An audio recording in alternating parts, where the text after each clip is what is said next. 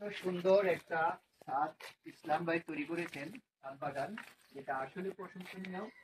এবং এটা একটু সাহসের দরকার। আর্থিক তো অবশ্যই আছেই, একটু সাহস থাকলে কিন্তু এরকম একটা সুন্দর বাগান তৈরি করা যায়। আমাদের সব ধরনের ফলের গাছ লাগানো হয়েছে, যদিও এই গাছগুলি কালকে আমরা ঢাকা থেকে এনেছি। তো এখানে যেমন আমরা এসেছি আমাদের এক বড় ভাই ইসলাম উদ্দিন তার ছাদের মধ্যে।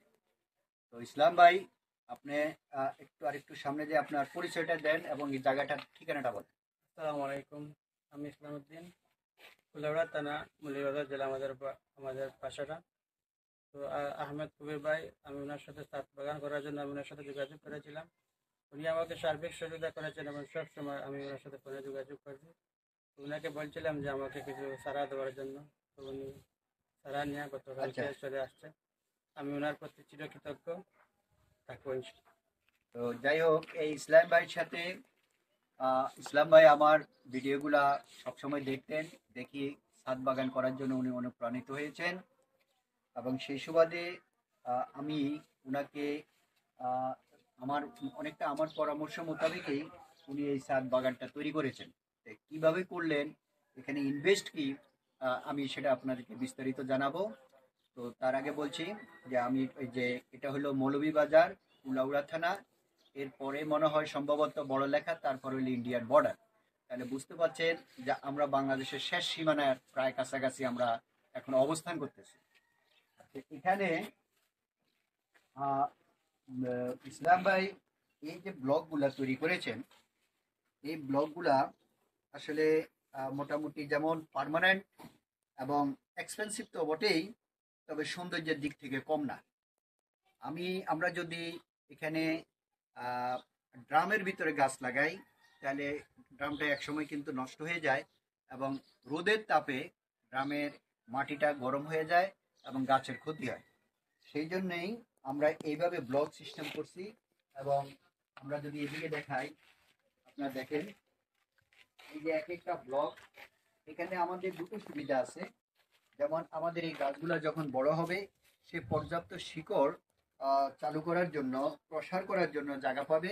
পাশাপাশি আমরা কিন্তু ইচ্ছে করলে এই যে সাইডে যে পরিমাণ পর্যাপ্ত জায়গা আছে, আমরা এখানে কিন্তু সিজনাল যে সবজিগুলো আছে, যেমন লাল শাক, পালং শাক, তারপরে মূলার শাক, ডাঁটা শাক, এগুলা কিন্তু আমরা পাশাপাশি করতে পারবো।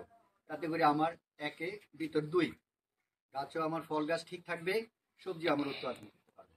তো আমরা এখানে যেটা সাজিয়েছি, আপনারা যদি আরেকটু কাছে আসেন, যে আমরা দেখাইতে পারতেছি যে এখানে আমাদের সব ধরনের ফলের গাছ লাগানো হয়েছে, যদিও এই গাছগুলি কালকে আমরা ঢাকা থেকে এনেছি। তো এখানে যেমন কি কি গাছ আছে আমি দেখাই। আমরা এখানে লাইন ভিত্তিক, ক্যামেরাটা এদিকে ধরলে আমরা দেখাইতে পারবো। যেমন আমাদের এখানে 1 2 3 4 5 6 7টা, এই লাইনে আছে আমাদের 7টা ব্লক। এই 7টা ব্লকের মধ্যে আমরা আম লাগিয়েছি। এবং সে আমের মধ্যে কি কি আছে, আমাদের আছে ম্যাঙ্গো ব্যানানা আছে, বাড়ি 11 আছে, তারপরে কাটিমন আছে, রূপালি আছে। এই 4 প্রজাতির আমরা এই আমগুলা লাগাইলাম। এরপরে আমরা এই লাইনে যদি আসি, আপনি দেখেন এক একটা লাইনে কয়টা, 1 2 3 4 5 6 7টা। এই 7টা ব্লকে আমরা দেখেন কি সুন্দর সফেদা গাছ, এই সফেদা গাছ লাগিয়েছি, আমরা লাগিয়েছি। এবং 12 মাসি কদবেলটা আমরা করেছি। আর এখানে এখানে যে ব্লক লাইনটা আছে, এই লাইনে আছে 8টা সম্ভবত। এবং প্রত্যেকটার মধ্যে আমরা কি লাগিয়েছি, সুপার ভাগো আনার। আপনারা জানেন যে সুপার ভাগো আনারটা খুবই সেরা আনার। তা আমরা এই সুপার ভাগো আনারগুলা আমরা এই লাইনে এবং এই লাইনে এখানে 4 ধরনের আনারের গাছ লাগিয়েছি। একটা হলো সুপার বাগোয়া, আরেকটা হলো অস্ট্রেলিয়ান, তারপরে আছে থাই, তারপরে আছে GM2। এইভাবে লাগানোর পরে এখানে এখন যে সিস্টেমটা আমি বলে দিই, যেমন আমরা এই ব্লকটাকে যদি দেখাই, ক্যামেরাটা যদি এখানে ধরুন এখানে পানিটা, বৃষ্টির পানিটা দিলাম বা এমনি পানিটা দিলাম, বাড়তি পানিটা নিষ্কাশনের জন্য একদম ব্লকের নিচে আমরা পাইপ সিস্টেম করে দিয়েছি।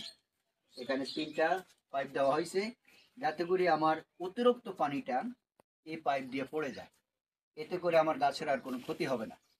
তো এইভাবে ব্লকগুলা সাজানো হয়েছে। অ্যাট দ্য সেম টাইম নিচের যে ছাদটা আছে ছাদও কোনো ড্যামেজ হলো না, তাহলে আমার গাছটাও ভালো থাকবে, ছাদটাও কোনো ক্ষতি হবে না, এবং দেখতেও খুবই নান্দনিক।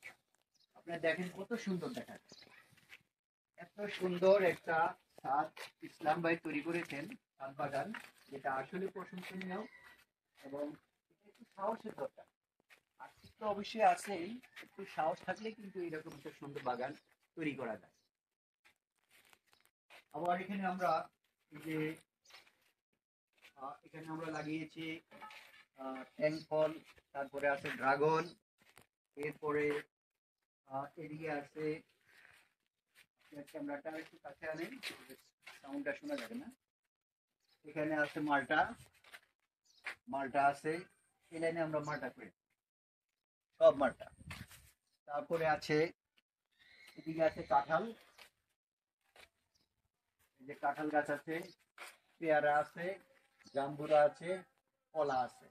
তাহলে আমাদের নাই কি, আমরা এট এ টাইমে সব ধরনের ফল আমরা পাচ্ছি এখান থেকে, আলহামদুলিল্লাহ।